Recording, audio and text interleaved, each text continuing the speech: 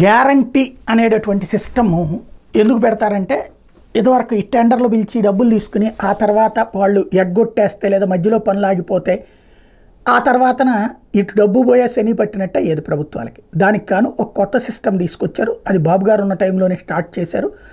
ఏంటంటే గ్యారంటీ పెట్టాలి. ఇప్పుడు ఫర్ ఎగ్జాంపుల్ ఒక ₹1 కోటి బిజినెస్ ఇదే టెండర్ అనుకుంటే ఓ ₹10 లక్షల గ్యారంటీ పెట్టాలి.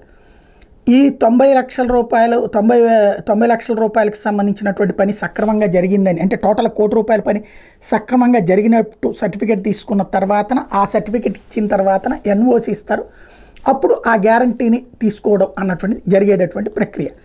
ఇది తర్వాత వచ్చినటువంటి రాజశేఖర రెడ్డి కొనసాగించారు. ఆ తర్వాత వచ్చిన ప్రతి ఒక్కళ్ళు కూడా కొనసాగించారు.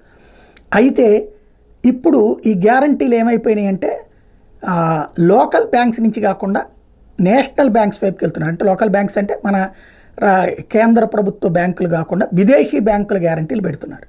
ఎందుకు అంటే ఇవాళ ప్రతి సంస్థ కూడా పెద్ద పెద్ద కాంట్రాక్టులు చేసే ప్రతి సంస్థ విదేశీ బ్యాంక్ అకౌంట్లనే కలిగి ఉంటుంది. ఎందుకంటే లోకల్గా బ్యాంకులు వచ్చేటప్పటికి 1,00,000 తతంగాలు, లంచాలు, చివరికి వాళ్ళ డబ్బులు వాళ్ళకి ఇవ్వడానికి కూడా లంచాలు అడిగేటటువంటి పరిస్థితిలో విదేశీ కాన్సెప్ట్ని పెట్టుకొస్తున్నారు. వాళ్ళైతే కనుక గ్యారంటీ కాగితం పంపించండి అని కానీ పంపించేస్తారు. కాబట్టి ఇప్పుడు అట్లాంటి వాటి మీద వరుసపెట్టి నెగిటివ్ స్టోరీలు రాసుకుంటూ వస్తున్నాయి ఈనాడు, ఆంధ్రజ్యోతి, వాళ్ళ అనుకూల మీడియా అంతా కూడా. మరి ఇప్పుడు బాబు గారు ఏం పెడతారు? ఖచ్చితంగా నేషనల్ బ్యాంక్స్ అంటే జాతీయ బ్యాంకుల గ్యారంటీలు మాత్రమే అని చెప్తారా? విదేశీ బ్యాంకులు కూడా అనుమతిస్తారు. ఎందుకంటే వందల వేల కోట్ల రూపాయల టెండర్లు అమరావతి లాంటి వాటికి ఇవ్వబోతున్నటువంటి నేపథ్యంలో ఇంటర్నేషనల్ బ్యాంక్స్ కూడా యాక్సెప్ట్ చేస్తారా? విదేశీ బ్యాంకులు యాక్సెప్ట్ చేస్తారా? లేదా ఓన్లీ లోకల్ బ్యాంక్ గ్యారంటీలే అంటారా?